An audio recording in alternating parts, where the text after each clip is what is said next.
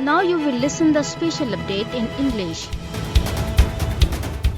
In Indian illegally occupied Jammu and Kashmir, the All Parties Hurriyat Conference has deplored the criminal silence adopted by the international community on the ongoing worst Indian state terrorism in the territory.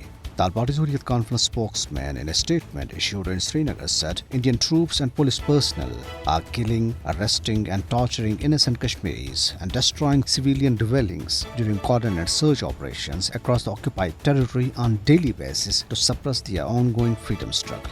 He said several youth have been killed while over 1,000 people arrested during the last few days, but the world community was acting as a silent spectator. He urged the United Nations to hold India accountable for its brutalities in Indian illegally occupied Jammu and Kashmir and play a role in settling the Kashmir dispute in accordance with the United Nations Security Council resolutions and Kashmiri's aspirations. Meanwhile, the occupation authorities once again did not allow people to offer congregational Jummah prayers at Jami Masjid in Srinagar today.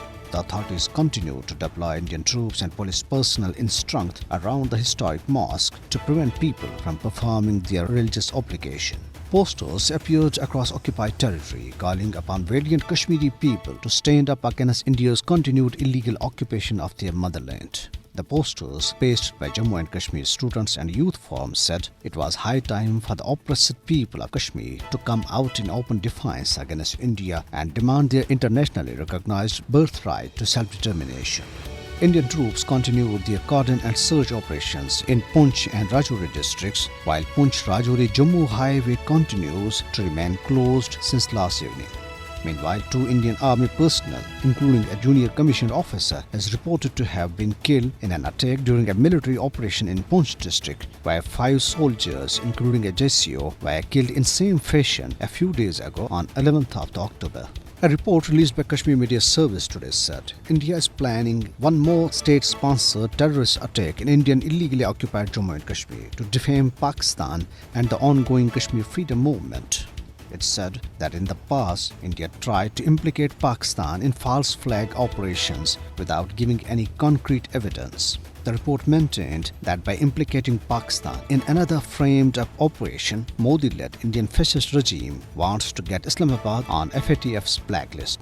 Pakistan asked India to stop peddling falsehood and smear campaign against her. At a weekly news briefing in Islamabad today, Foreign Office spokesperson Asim Iftikhar, while condemning the recent irresponsible and provocative statement of the Indian Home Minister, said Pakistan has repeatedly drawn the attention of the international community to India's sinister designs of staging false flag operations to implicate Pakistan and Kashmiris.